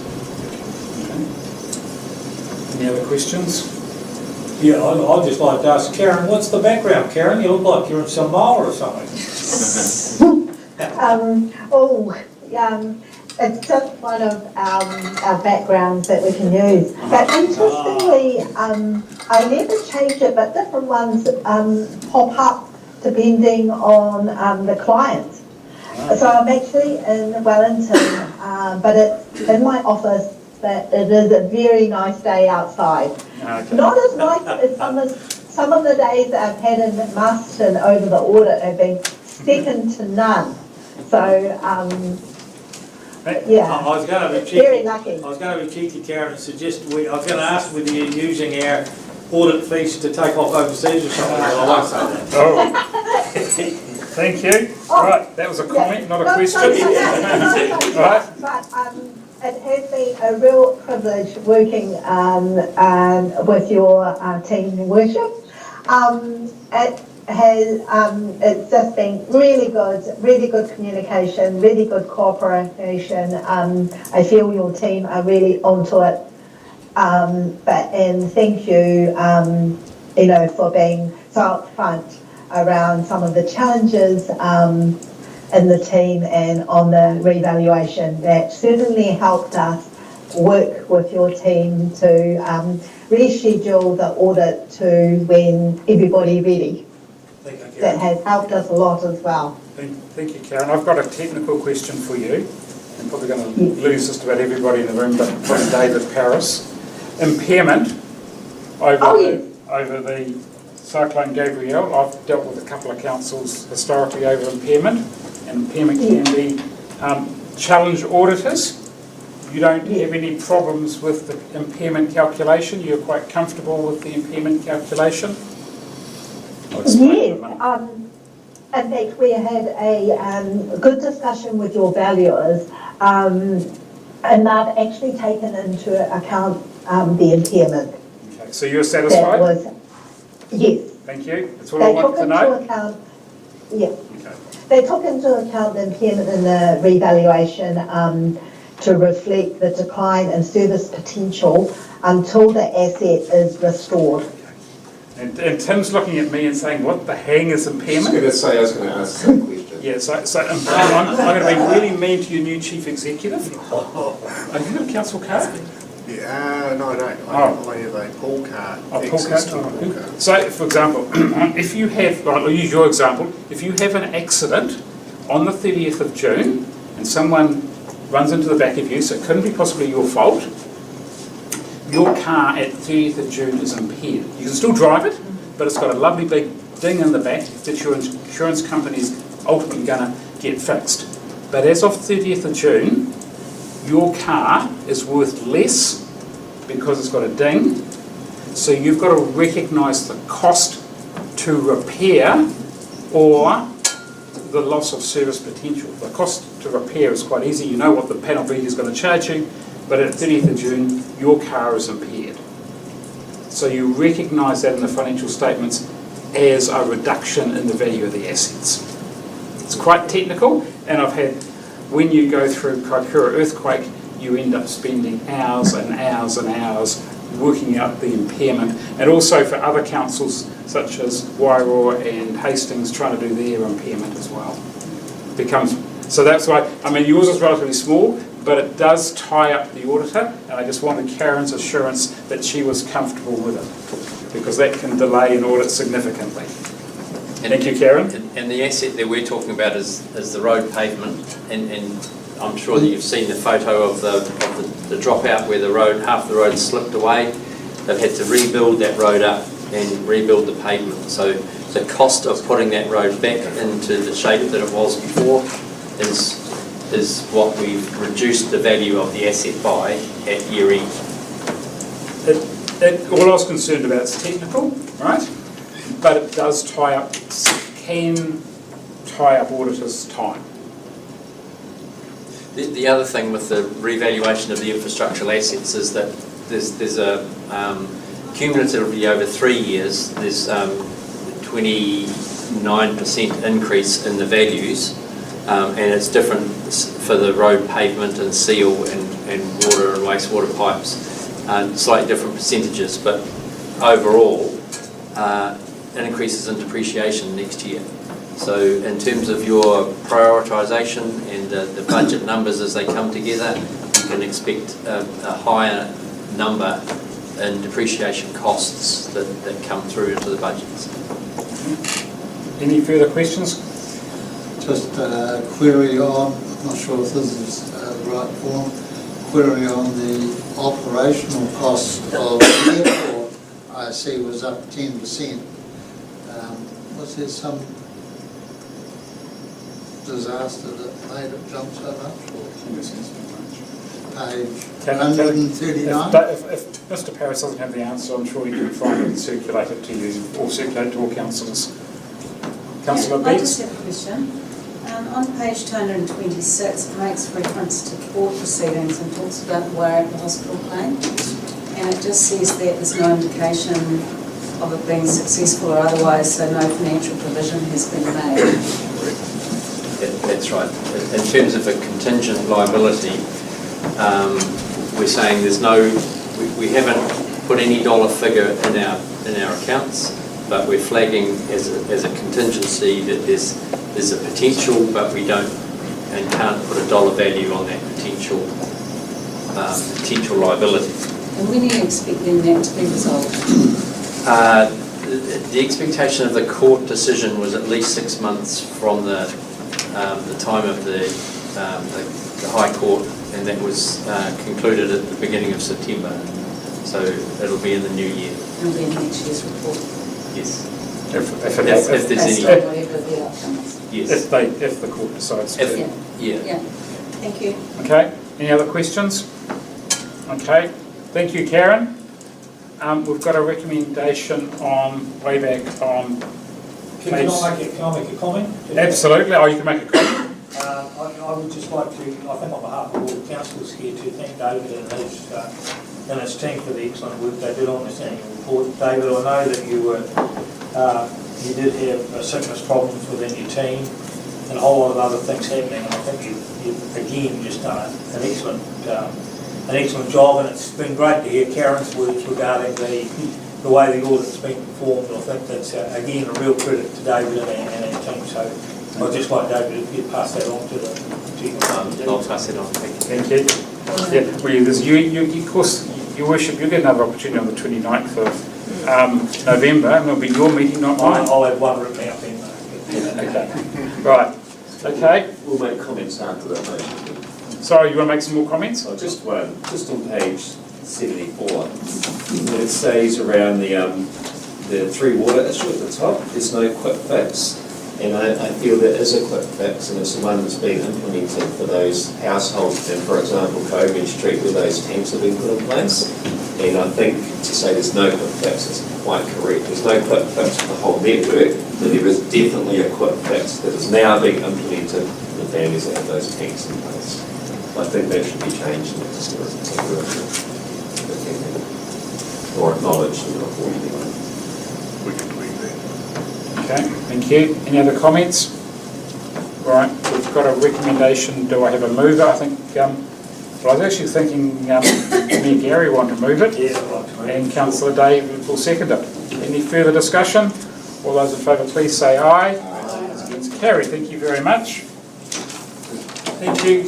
So does that go public on Public the now. 29th? They will be published, right, and As an audited. audited, the auditors, right? And there will be, and you've then got 1 month to publish the summary. We have to bring a copy of the summary to the 29th as well. Oh, okay. So is that when it goes in the library? Yes. Yep. Can you run an extra copy? I'll take it from you. Thank you. Oh, wow. Right. Okay. Thanks, Karen. Thank you, Karen. You're free to stay and free to leave. We won't be offended if you leave. Right. Next item is, we go backwards, 6.4, our corporate carbon emissions reduction plan implementation progress report. Marty, you'll introduce it, Yep. and then Marty will. I declare a slight conflict of interest. Marty was at a committee meeting this morning, and he was sitting on my side of the table as well. Okay? Right. Okay, thank you. So I'm not sure that Marty's been introduced to council and to the community. So Marty Scott is our climate change, one of our climate change activators. I think it's fair to say that the previous report that we made to this committee showed that we hadn't made very much progress, and that was because we didn't have our climate change activators in place, and now we have the great resources that Marty and Janine bring. Marty is responsible for this programme of work within council, and the action that you see here is the result of his great dedication to this, getting this plan implemented. And so if you have any questions, please feel free to follow Marty and myself. Right, okay, so you're deflecting the questions to Marty. Councillor Tim, you've got a question. Yeah, I have, thank you, Chair. I just noticed that Action 35 has been removed. What's the process for removing an action from this plan? The process itself was, so when we prepared this report, which is essentially from SLT, it's their program of work, so I was flattered to be told it's mine, but it is SLT's. This item really relates to the community. It doesn't relate to the internal emissions reduction actions, so therefore it sort of sits with the climate action plan rather than this emission reductions plan. Okay, so for example, actions 39 and 40, which I consider to be completely inappropriate for a climate action plan in terms of the degradation to the environment in another country, what would be the process for removing those from the plan? So that would go with that UDCT decision as well. I can respond to that. We have an electric vehicles strategy, and I think we have talked about this before, Councillor, but we are due to review that. I'm looking at Phil because Phil also leads on that strategy. We're due to review that, I think, next year. 2024. So that would be the opportunity then to review what that proposal was. So we wouldn't be updating the fleet before that? We have, yes, we are. There's one that's due, one's due, I believe, well, we've just got one, and another one is due for replacement. So we are buying electric vehicles? Yes, we are. Yes, we are, in order to reduce the emissions from the council. Personally, I find that appalling. It's a horrific decision. I'd like to agree with it. It's a comment, we'll come back to that one. Councillor David? Just to follow up, Marty, on number 35. Yes. I find this rather strange, really. What really annoys me with the emissions trading scheme is we have a city the size of Masterton with all the beautiful trees, all doing their thing for the environment, and we're getting absolutely no credits for it. I just find that, and this applies to every city and township in New Zealand, of course. We're going out planting trees and good farmland out here, but we're not taking into account the amount of trees we've got on our own back door. If you get up top there and someone look down over Masterton, it's incredible how many trees are here. And I really believe that we need to, you people and we as a council, we need to be taking this on board and promoting the fact that townships and cities have a lot of trees that we're getting no carbon credits for. A question, Councillor, that's a comment? Well, that's a question because I'm asking them to go and do it. Oh, the question is, well, you could actually, the question, if I can help the councillor, is, Marty, is there anything we can do about it? And what should we be doing about it? Then I've got Councillor Beeks. Well, first of all, that's a mechanism that the government, central government, has in place. It started some time ago, and the previous government and the incoming government have different views on the aspects of that mechanism. So that would be the function. Okay. Councillor Beeks. There's some great initiatives in here which we've already seen, of course, but it's wonderful to see that some of them have kicked off and will make some progress in that area. And the question is, I'm quite passionate about the rec centre facility and about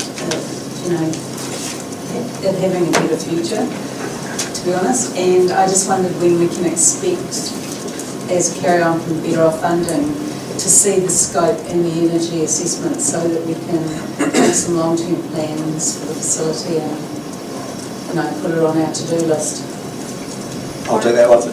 So we'll have it by the end of the month. So there has been delays with a couple of the consultants pulling some of their work together, and that was about them getting access to some of the data that they needed. We've got the start of some of it coming through, and we'll have the full thing by the end of the month, and it's targeted so we can get that stuff in front of you and into the long-term plan. Right, because it's also a natural follow-on from our conversation this morning about asset management and plans, and it needs some help. Yeah, absolutely. Thank you. Councillor Craig. Thank you. For item 38, are we talking about council planting pine trees? What was someone there keen on? Talking about, we received a report from Forest 360 about what are the opportunities on land that the council owns for planting trees. Not necessarily pine trees, there are a range of options there with what types of trees, but first thing is to identify the land that's suitable and then looking at what opportunities there are. But that will come back to council to make that decision? On what trees? And what land, because some of it has no value other than to the neighbour, and the neighbour doesn't want to pay for it. So we might as well utilise it with planting and get carbon credits from that. And then the species of planting is the council decision. Councillor Tim. So will that be considered an operational decision, not a strategic decision? So we could be planting pine trees instead of maintenance? and just trusting. I could jump in here. It really depends on what the purpose of planting is. I mean, quite a lot of the planting that we do is on road verges for stabilisation purposes, and then there will be particular trees that would work better in those circumstances.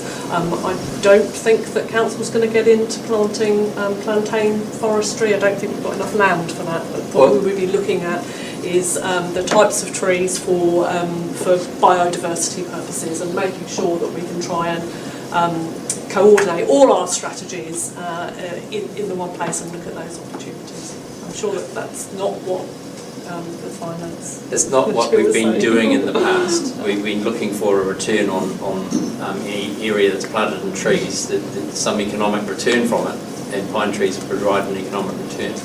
And they also stabilise roadside hills.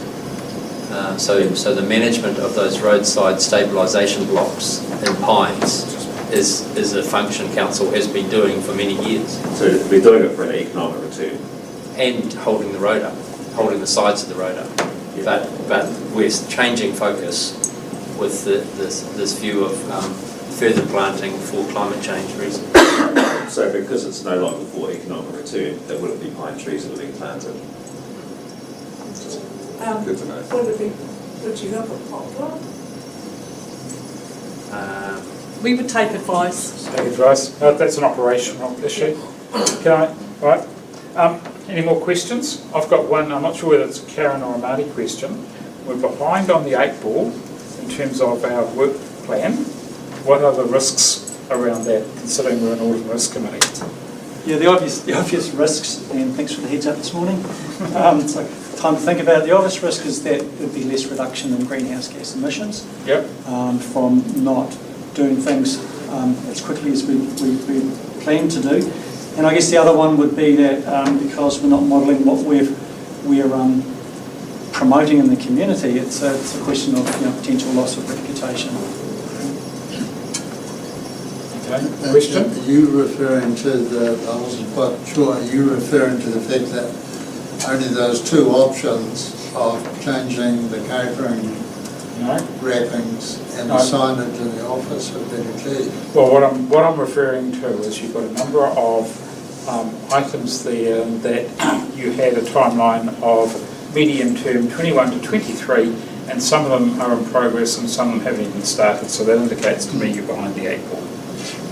I don't think anyone disagrees with that. So my question was, what are the risks? It's not about individual projects per se. It's about it's a high level question. Thank you. I was just going back to Tim's, because I'm interested in the electric vehicle situation, because I remember when we went into this conversation, at the time there was all the pluses and it just seemed the greatest thing to do.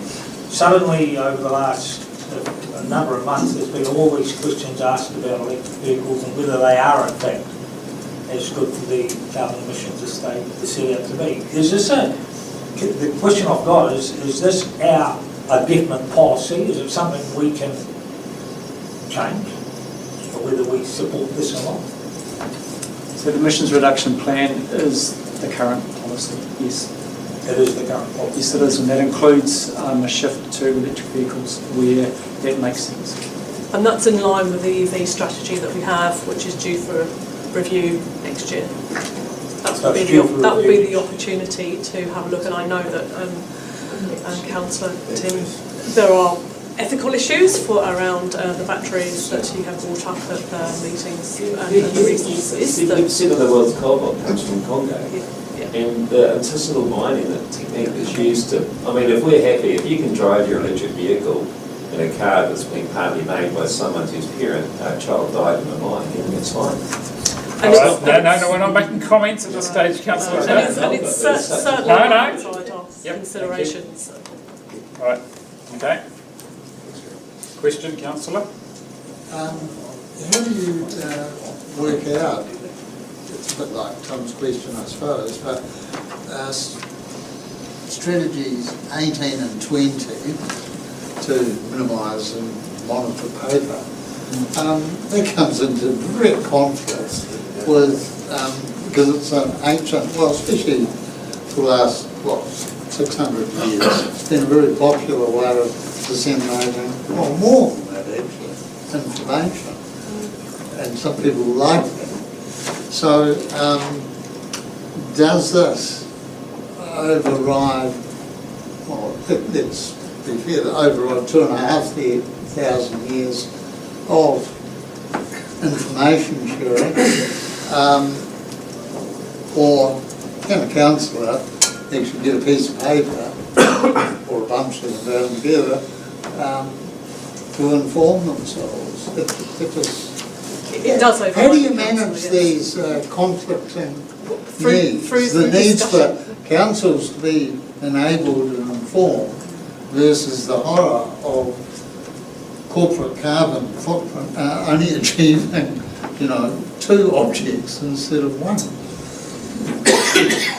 We How had, do we you had, manage it? we had the discussion when this council agreed the action plan, and we note your desire to have more printed paper, and the point was that we wanted to show leadership through this action plan and reduce our paper and reduce our costs, and I do believe that we came back to the council with costs of printing agendas, and that was, I'm looking to Mr Paris, $12,000 a year, $12,000 to $15,000 a year. So we are also saving ratepayer money and showing great leadership. All right, moving on. Clarify that, to print agendas for council meetings costs Yep. $12,000 a year. What are we using? What sort of paper? You've got to have a strategy. Did you see this agenda? It's 284 pages times Yeah. 2,800 Every pages single attachment. plus the start. The paper isn't 12 pages. It's not the paper, it's the photocopier charge. The Yeah, maintenance yeah, charge well, for every copy. So if there's only 2 people want them, and some already have got them, Well, it's a digital. it's actually only Okay, 2,000. excuse me, we're debating the issue, not the report. Come on. Right. Thank you. Right, anything else? Any questions? Any comments on the report? I just got a comment about trees. The poplars have very good stabilisation and you can get carbon credits. Right, thank you. I've got a comment actually. Yep, thank you. I think this E1 thing was just a bit of a gimmick. Policy comment number. Yeah, I know, Councillor. I look forward to hearing how much it's being used and getting feedback from it. Yep, we certainly have that in the next report. Great. Happy to go on record that I took it for a very rewarding and useful tour of Henley Lake to look at the asset, to see how it was faring, and it was a very good way of quickly doing that and not using the vehicle. I'm very pleased. Okay, right. Okay. Oops, I've almost demoted the mayor. No? Gary? I want to just take that electric vehicle a little further. In terms of our long-term plan, I take it that climate change will be part of our long-term plan. Can we ask the question to the public what they think of us, of virtual vehicles? When we come to review the strategy, and if you want to review the strategy sooner, then if that's the mood around the table, we can do that. There is a lot of information that we would need to consider and balance. Climate change and ethical considerations, and I think that's what we've been talking about. There are many ethical considerations attached to the petrochemical industry that we've, of course, have been suffering from for, and not just climate change, but social problems for centuries. So we would need to balance all of that. So we would need to have enough information to provide to the community to inform them in order to be able to get a balanced view and an informed view back. But we could put some thought into to what extent we want to include climate change discussions within the consultation document. It's certainly woven all the way through our work up till now and will be reflected in the long-term plan itself, yes. So just so we can move that forward to as soon as possible. Thank you. Councillor Marama. I think that if we're going to ask in the long-term plan, what our community thinks. We also need to provide them with the links or the information that they can make a decision. Okay. Thank you. Councillor Beeks? My comment would be, and I do appreciate the electric car discussion, because I feel the same way as Tim, but I'm not quite as obvious about it. But I don't think we should need to ask our community about electric vehicles. We have the Climate Change Action Plan, we have the Climate Change Advisory Group, we have the Climate Change Activator. Surely if we feel strongly about it, it's a decision we can make as council. You know, we've already been out to our community with the Climate Action Plan.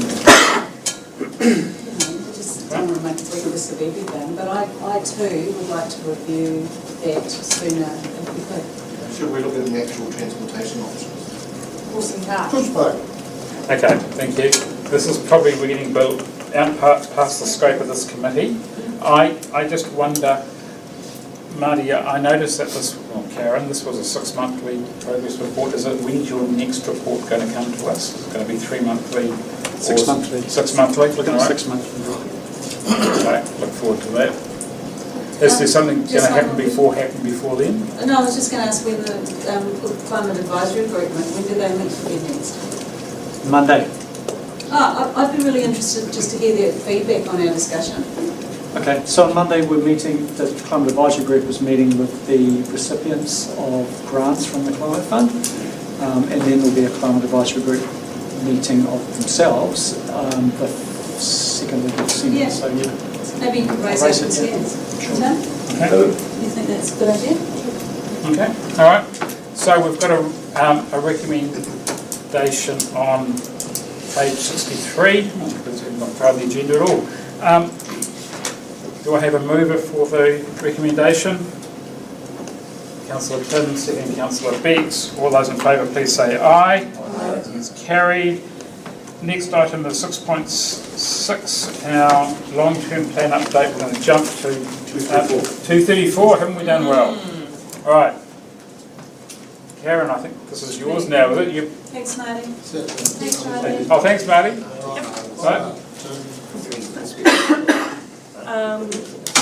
So the council will be well aware of all the developments through the long-term plan. You've been living and breathing it every moment. So really for the purposes of the public, we've detailed what we're working on. So just a couple of things to highlight. Revenue and finance policy consultation finishes on Monday. So please, everybody who's watching, fill out your submissions over the weekend and get them in to us. And the council to then look at finalising that and approving that so that we can work on the basis of the new revenue and finance policy for the LTP. That's the point of doing it beforehand so that we don't have to do 2 lots of figures. Our officers are working hard through their budgets at the moment, and our finance team are sitting down with them and making sure we've got that good programme of work for the next 3 and then to 10 years alongside our asset management plans. And councillors mentioned earlier the prioritisation meeting that we have. It's a workshop that we're due on the 29th where we can really focus as councils how you want to implement your strategy and your vision for the community through our priorities, and then we can reflect those priorities through the budgets, and then that will come through the draft plan to be consulted on. Just a point on the risks, we have identified, of course, resourcing across a number of areas of council officers. We've got some vacancies that we are carrying in those really key areas. The lateness of the annual report has impacted particularly the finance team, so the budgeting there, they've had to really try and manage that.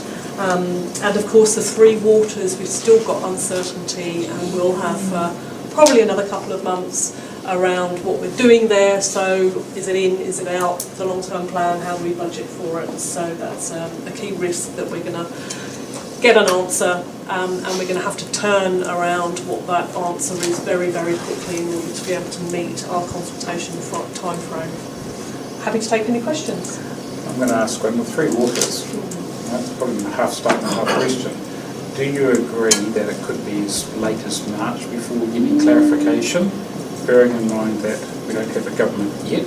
They said they're going to do stuff in the first 100 days. If you take 100 days from the 24th of November, which is my guesstimate, that will take you to the 3rd of March, which you've missed your deadline, so how would you manage? Right? What's your plan for Three Waters? Because that, to me, you're going to have to make a decision by the end of January. I don't think you're going to have an answer by the end of January. What's your plan, Sam? Yep. So we're including really, isn't it, the first 2 years in our LTP. David talked to us a little bit more. Yeah, but I think you're right, around that March time is when we'll get a bit of a steer or an indication that they're continuing to budget for those first 2 years as what most other councils will be doing.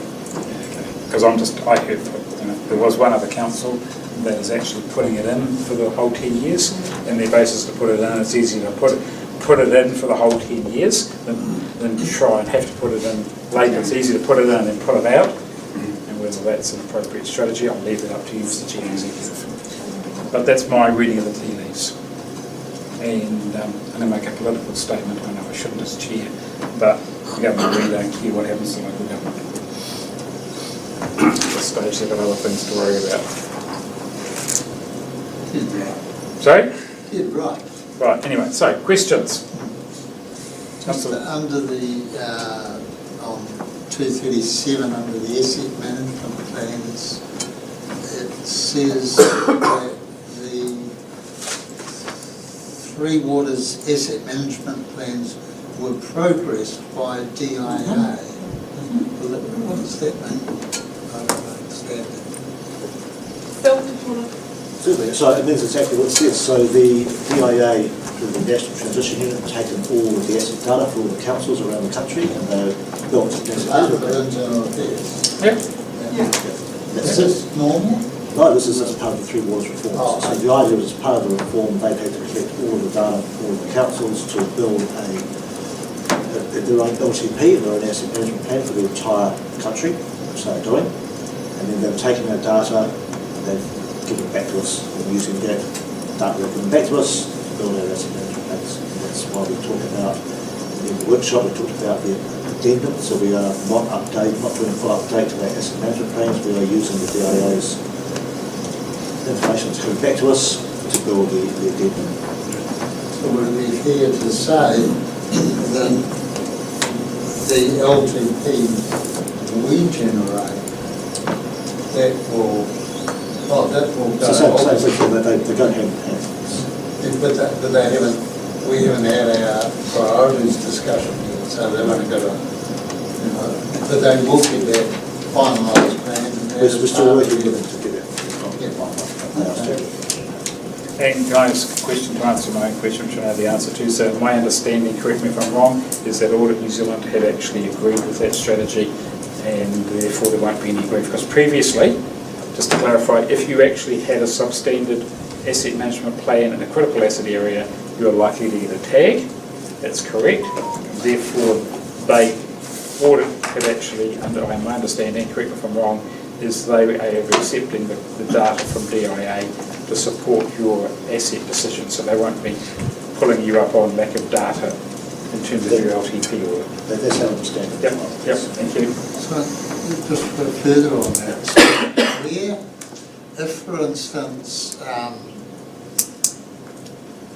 instance we increase the funding on RODA by say 3 million, because on page 23 of the asset management plan it says that the system's been running down for the last 10 years, and we decided to correct that.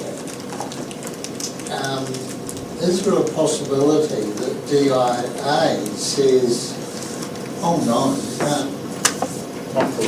you can't change directions or make big changes? Is that a risk? So, Mr. Chairman, the DIA is just looking at Three Waters data. DIA is just looking at Three Waters. Oh, well, you could apply the same in wastewater, sorry. So again, it's crystal ball gazing. What DIA has advised us is that they will give effect to the first 2 years of the LTP. subject to funding. But after year 2, it'll be LTP, and they will prioritise and they will decide what is done and what's not done. So what the DIA has said to us is, well, if the entity is formed, if entity G is formed, they will commit to delivering years 1 and 2 of our LTP, subject to the ability to fund that. But after year 2, it will be the entity deciding what work is done and they will prioritise it. Any other questions? Any comments? I've got one, Mr. Parrish, you and I have had a discussion about the financial statements. Is that on the agenda or not? In terms of improving the the financial statements? Yeah, it's on the agenda. The whole document's format and layout is yet to be decided, and the way we present the non-financial and financial information in the LTP document is in development. And when's that? If you have improvements and recommendations for improvements, then I'm happy to hear them. Okay, we're going to have a discussion offline. All right. Any further comments, questions? All right. I'll move the recommendations on page 234. Do I have a seconder? Thank you, Councillor Craig. Any further discussion? All those in favour, please say aye. All right, Mr. Parris again, financials. Quarter Valley. Thank you, Chair. I apologise for the late delivery of this paper. You should find it on Stella not on the agenda but on another tab. The 3 months to date financial report rather than non-financials is laid out there. We're close to budget in a lot of areas. Some of the expenditure is higher than planned. Roading is one of those where additional work has been done in the first 3 months on drainage in particular, doing work on the side drains on the rural roads and culvert renewals and replacements. So that's a timing thing that we're spending the budget ahead of time when we've got a window of contractors and weather, and also in the water reticulation area, the contractor has been doing a lot more work in the last 3 months on fixing leaks on service lines, they're called. So it's the pipe from the main to the boundary or to the Toby. So where those pipes are springing leaks and losing water, the contractor has been focusing on catching up on work in that area. So the spend, it's a maintenance spend, it's not a renewal because they're still just fixing the pipes, they're not replacing the whole line. But that's an area where we've spent more than budget in the first 3 months. Solid waste is the one other one that needs comment, and that's less volume of waste coming into the transfer station means we've got less opportunity to cover our overheads of the transfer station itself. So it's cost us more in terms of the net rates requirement in solid waste. Building developments, the one positive, and the fees income from building is ahead of plan. What's that? In the regulatory area, they're 43% ahead of planned revenue 3 months to date, and in the planning area, 16% lease rates required. So regulatory's doing well. There's a page there, page 5 has the capital and a commentary against the main reasons for variances. The capital, we only have 8% of the overall capital budget spent year to date, and that's you'll be aware of the number of the projects in the roading area that wait for the summer construction season, and the airport construction and the animal shelter construction are all imminent but not occurred in the first 3 months. And then there's a rates receivable report in the last 2 pages. You'll note the increase in the rates outstanding in the September quarter compared to June and compared to the previous September. And the graph shows the trends, and that increase is higher than we would expect in the first quarter. And there was a comment about economic headwinds. It's probably an appropriate term to describe the reason why we're seeing more people missing their last instalment and incurring penalties because of it. But we're undertaking all of the rates arrears collection techniques that we have in terms of contacting people and encouraging them to bring their rates up to date as soon as they can, and payments over time, going on direct debits, and contacting their mortgagee if the arrears get too high. But as the last graph on the last page shows, the percentage of the rates outstanding as a percent of what's been levied in the current instalment. So that the current instalment rate's not paid, but as a percentage of the amount levied. And at 6%, it's not unusually higher than most of the other first instalments in that comparison. So it's higher. We're working on it. Again, I think I've said before, it's not ringing alarm bells, but it's a concern. Thank you. Questions? Councillor Goodwin? Just on page 5 about the road, and when we had a little hour on road and with Phil about an hour, a month or so there, and I thought he explained that extra work they're doing on rural road drainage was coming from reprioritising road work. I can't remember what because I remember saying, well, where are you getting the money? And you said, oh, you're reducing something else. I think Kay and Jackie took us through that. Oh, sorry. Details, sorry, so I'm not quite sure exactly what you're referring to. Sorry, okay. Can you remember? Well, I'm not sure I was at that meeting, but if they've reprioritised, it just means that they've spent that budget and won't spend the other budget. So if they spent more than what was allowed for on drainage, they'll do less on pavement maintenance or seal area. So within their budgets, they're managing to a dollar figure, and they're doing the work that they believe they can get best value for money and asset maintenance. And drainage is crucial to stopping the pavement deteriorating if you get the water off it. I'm obviously not understanding the fact that it's 2.7 million over means that money wasn't found within the roading budget. That's on page 5. Where's 2.7? Under commentary on significant variances, 6.4%.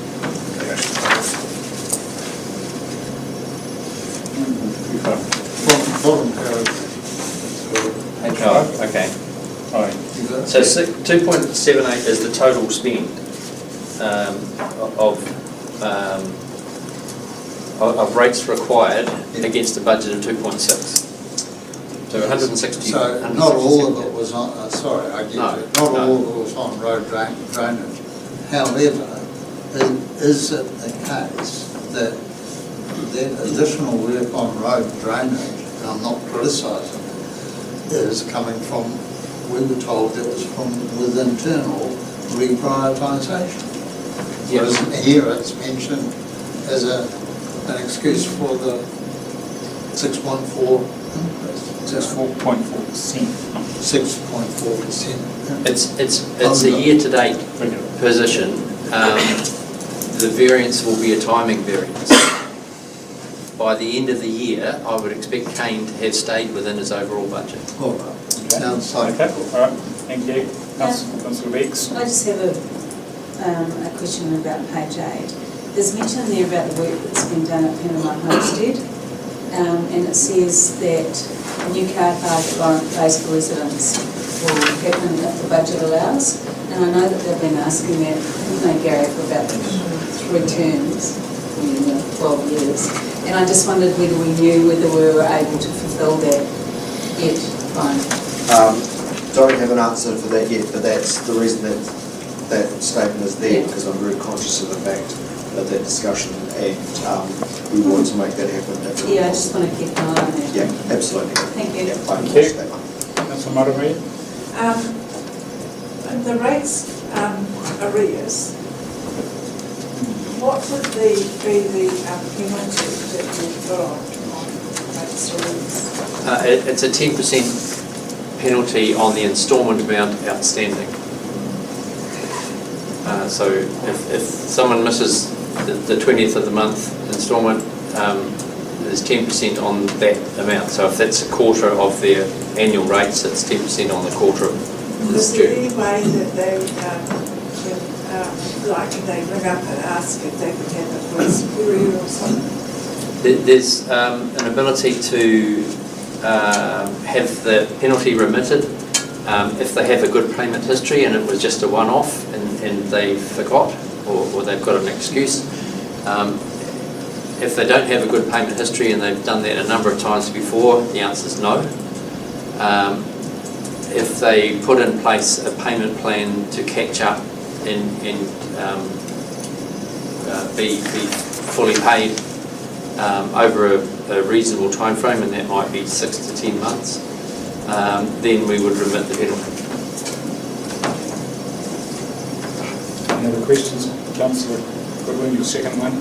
Is there a risk from, I think it's called the Financial Markets Authority, that we charge 10% extra for someone a weekday, that because that's come up in some banks and backstreet debt lenders, that would be considered too steep. Is there a risk from that? I just thought I'd ask. We comply with the Local Government Act and the Local Government Rating Act, which allows us to charge 10%. So we don't go any further than that. Yeah. Right, moving on. Councillor. David, the people who are in deficit, probably a difficult question to answer, but are they from one particular area? Or are they? No, we've tried to analyse that, and it is across the board. You can't say it's one group of ratepayers or one area of the town. Or Thank you. Any further questions? No. We've got a recommendation. Do I have a mover? Councillor Beeks. Oh, I don't know who got. Oh, okay. Councillor Stella can second it. Any further discussion? All those in favour, please say aye. Aye. It is carried.